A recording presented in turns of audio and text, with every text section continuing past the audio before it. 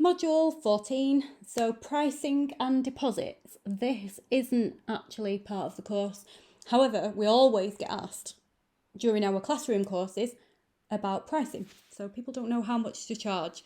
And they sometimes feel as though because they're new, they need to put the price really low and then they struggle to increase it. So we did want to add a module on pricing. It's not a big module, it's just a guideline really.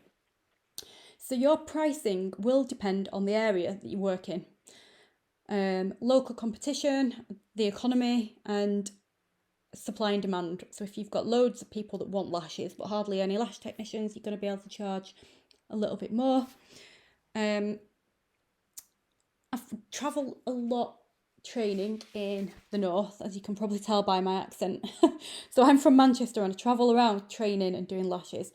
And I think the general price for classic lashes, I think, is around £35 to £40 for classic lashes.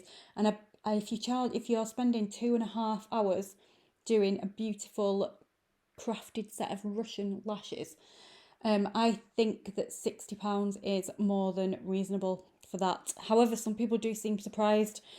If you do the treatment properly, how we've shown you, so you're isolating, you're leaving that little gap at the root, all your lashes are facing in the right direction, you're giving proper aftercare advice, you're all going to be amazing lash technicians if you're doing all this properly.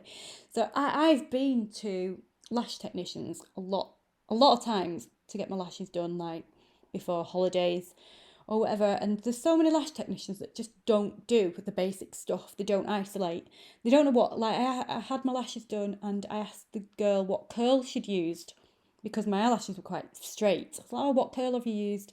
And she didn't know what I was talking about. She didn't know about the curls. You guys, you've invested in yourself to learn properly. Charge what you're worth because you're going to be doing it properly. So don't aim to be the cheapest.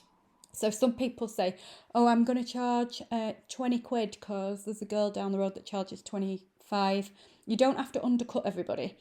Charge what you're worth. Your work will speak for itself and people will come back. People know a good lash technician when they have the lashes done by one. So if you put your price too low, you're reducing your perceived value. So what I mean by that is that if you charge £15, £20 for a set of lashes, people will automatically assume that they're poor quality lashes. So people won't associate your work with good quality. Number 2, you'll be putting yourself on minimum wage as well. So it depends on your setup, but you might be mobile. So you might have fuel, your products, petrol, your time. You don't want to be putting yourself on minimum wage. And if you charge low prices, you will hate doing lashes. You'll hate it. You'll just be like, oh, I'd rather do a gel polish because a gel polish takes half an hour. Or I'd rather do a lash lift because a lash lift, you can charge the same and it takes half an hour. If you're doing a set of lashes and you charge too low, you'll hate doing it. You'll rush to get the job done quickly and your work will be shoddy and poor. And then as a knock-on effect, your clients won't come back.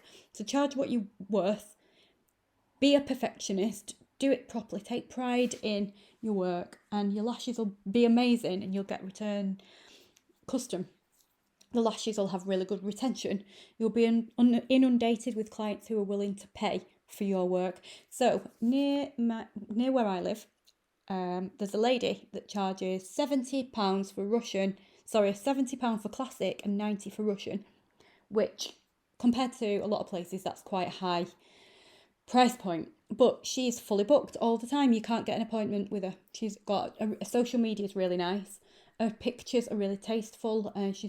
She takes pride in her marketing images, and because of that, she can charge £70 for an hour and a half work doing classic lashes. And that's what we want you to be doing. We want you to be a perfectionist, do it properly, and keep your prices quite high end because you're worth it. So a couple of tips: make tasteful marketing images. So there's a really good tool called Canva that you can use. It's completely free. And you can design a logo, you can design your business cards, you can design like loyalty cards on there, you can design your aftercare cards, you can do logos, you can do all that stuff. So you don't have to pay anyone to do all your graphics. That's free. So go on there, set up a separate Facebook page or an Instagram page, and then make sure that your pictures are really tasteful and nice and bright, so that your Instagram grid looks attractive. So I notice a lot of people do before and after pictures for the lashes, and they put the before picture first. So you can just see this before picture. You put the after picture first because it looks more attractive. I see a lot of people on Instagram as well that do you know, the dermaplaning, where they basically shave all the dead skin and hair off your face. And I noticed that they put a picture on their Instagram of basically a pile of dirt and hair on a tissue, and that doesn't look attractive. Maybe put the client selfie on instead of a tissue covered in rubbish, you know, scum. Basically like hair and dead skin and stuff. Yeah, be conscious and make your pictures look attractive. We do offer a course on marketing. So we do an Instagram masterclass, and we do a client acquisition course, and the name of that course is How to Get 60 New Clients in 7 Days, and they will be available soon. And I do believe that as part of a special offer, a few of you may have one of those courses included in this package, so really make the most of it. Another thing that I wanted to talk about was deposits. So no-shows are an issue. Take a deposit from your clients when they book in, even if it's just £5. It just shows a bit of commitment. You know, they've gone to the trouble of getting the purse out and paying you £5 via PayPal or bank transfer. They've gone to that bit of trouble, and it just shows a bit of commitment, and it definitely does reduce your no-show rate. And it is an issue. No-shows are an issue. Things come up, people run out of money, they get other appointments, they forget. If they paid a deposit, they're more likely to honour the appointment. So that's something that I definitely would do.